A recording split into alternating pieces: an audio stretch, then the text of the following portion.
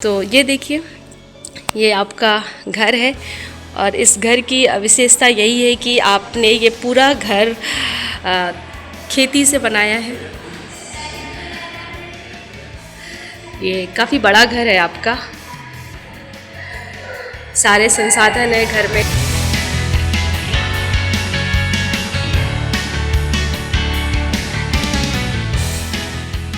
इस गांव के ज़्यादातर घर ऐसे ही बने हैं। आप हमारे बगल वाला घर देखिए, वो घर भी ऐसा ही है लगभग। ये यहाँ के खेत है और यहाँ के जितने भी किसान हैं उनके यहाँ पशुपालन बहुत ज़रूरी है। यानी हर किसान के पास आपको 5-6 भैंसें, कुछ गायें ज़रूर मिलेंगी। ये देखिए, आप देख पा रहे हो, ट्रैक्टर तो हर घर में होगा।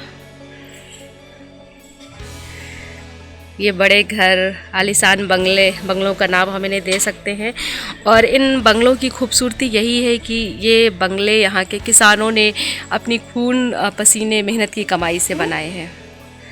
आप इस परिवार को देख रहे हैं, ये हमारे साथ एक किसान परिवार है और एक किसान परिवार ने बीते 15-20 सालों में मेहनत करके कैसा एक ये आलीशान हम कह सकते हैं बंगला बना है, जिसमें काफ़ी पैसा लगा है। यानी हम कह सकते हैं 1 करोड़ से ज़्यादा रुपए लगा है। क्या खेती से 1 करोड़ का मकान बनाना संभव है? क्या खेती से बच्चों को उच्च शिक्षा दिलाना संभव है? खेती को ये परिवार किस नज़रिए से देखता है, हम इनसे बात करते हैं और थोड़ा ये जानने की कोशिश करते हैं कि खेती करके एक सफल किसान कैसे बना जा सकता है। आप सभी का बहुत बहुत स्वागत है हमारे चैनल सेठसाब रूरल इंडिया में। तो अम्मा जी, सबसे पहले तो हम आपसे शुरू करेंगे। हाँ। आपका नाम क्या है? दापूबाई।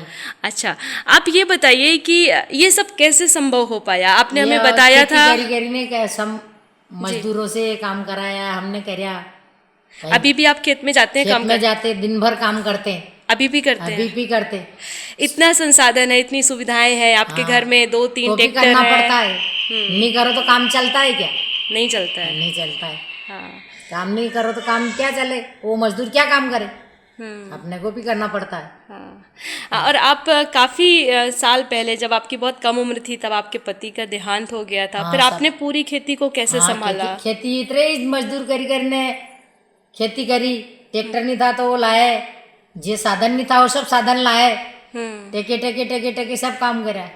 मतलब इस उम्र में भी इतने संसाधन, इतनी सुविधाएं, इतना पैसा होने के बाद आज आप आप दिन भर काम करते हैं और भी मजदूर कम करते हैं, हम ज्यादा करते हैं। मतलब मजदूरों के साथ लगातार काम करते हैं आप? अच्छा। सुबह से जाते, शाम को आते। अच्छा अच्छा अच्छा। कोई तो दिन में खाना खाते, हम खाना भी नहीं खाते दिन में। भैया, आपके पास कुल कितनी जमीन होगी?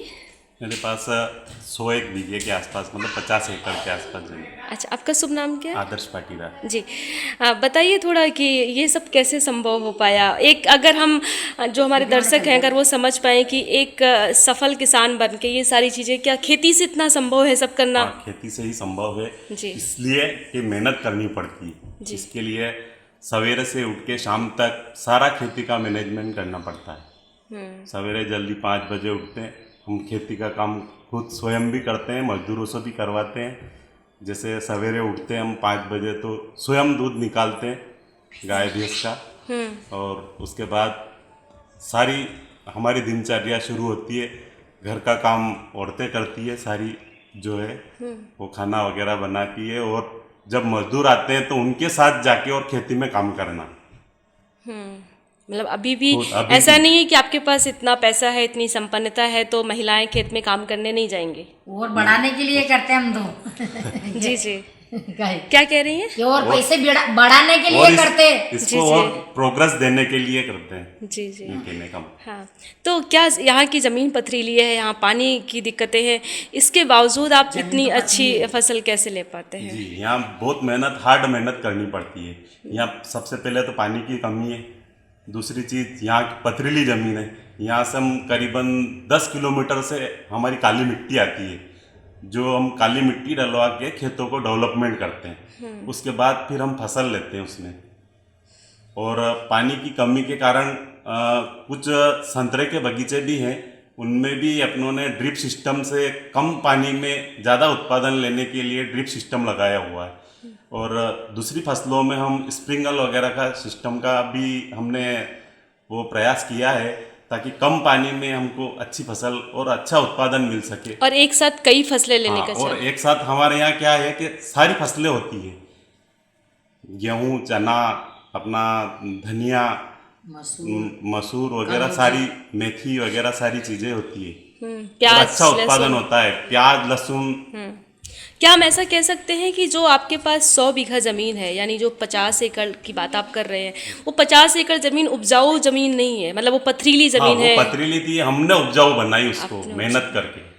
कितना वक्त लगा, कितने साल का वक्त उसको लगा? करीबन 10 से 15 वर्ष लगे ठीक धीरे करने धीरे में। ठीक करने में।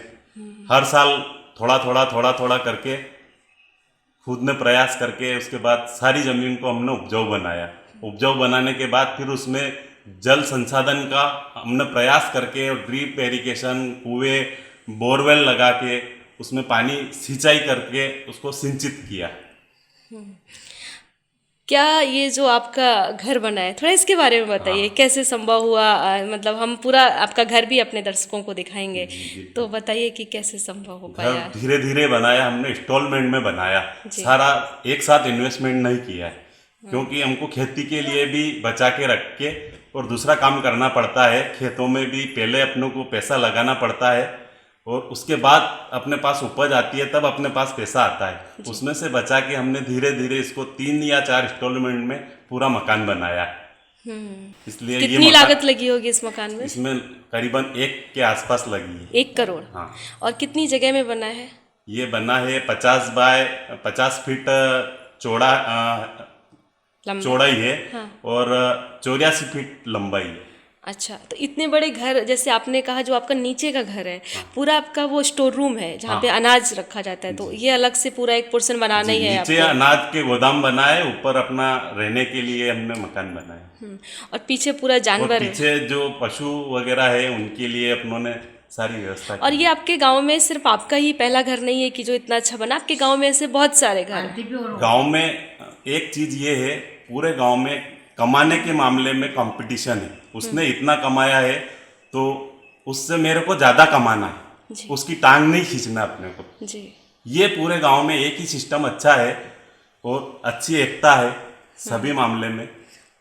हाँ, जब कोई बात होती है तो सारा गांव एक होता है। और सारे लोगों की आमदनी का जरिया खेती है। खेती है। आपके गांव का बड़ा घर, बड़ा गेट, अच्छे कमरे, सारी संसाधन, सब सुविधाएं हर घर में मिलेंगे। सब हर घर में आपको सब सुविधाएं मिलेगी।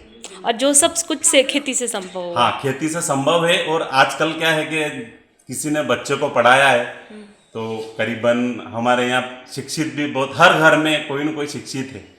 एक जरिया ये भी हो जाता है कि चलो कोई बच्चा निकल गया है बाहर तो एक आमदनी, साइड इनकम उधर से हो जाती है। मतलब साइड, एक तो मेन आपका आमदनी का मुख्य जरिया किसानी है, उससे आप अपने बच्चों को पढ़ाते हैं जो जॉब में जाते हैं। आप साइड दूसरे बिजनेस भी इस खेती को करते करते मैनेज करते हैं, मैनेजमेंट कर लेते हैं। यानी मेहनत आपको ज्यादा करनी पड़ती है। मेहनत तो सवेरे से शाम तक करते हैं। सवेरे 5 बजे उठना, शाम को 11 बजे तक सोना, सारा खेती का मैनेजमेंट जमाने के बाद।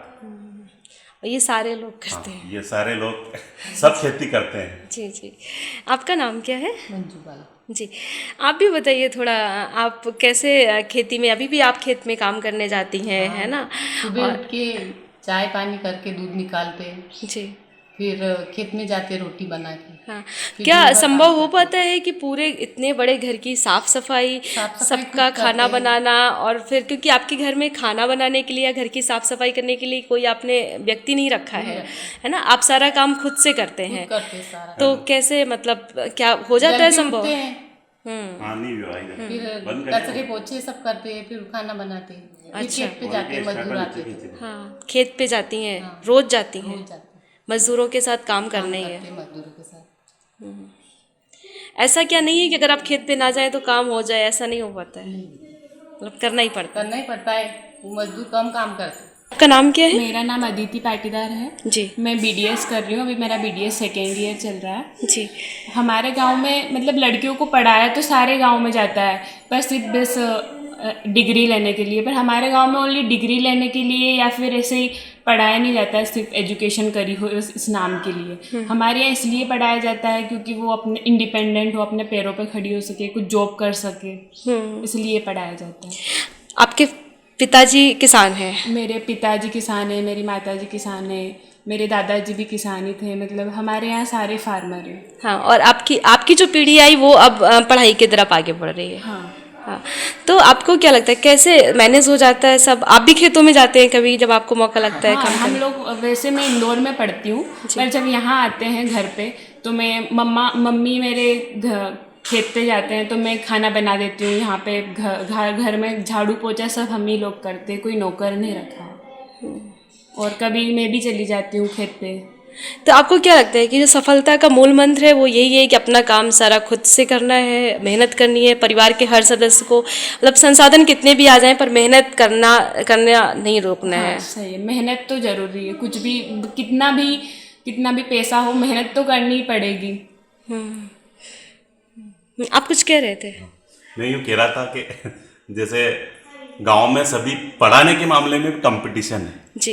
ये छोटा सा गांव है, जी। बाकी यहाँ 11 डॉक्टर है जी। 10-12 अपने इंजीनियर है, 5-7 प्रोफेसर है, और थोड़ा पॉलिटिक्स में भी पूरा गांव आगे है, दोनों पार्टी से।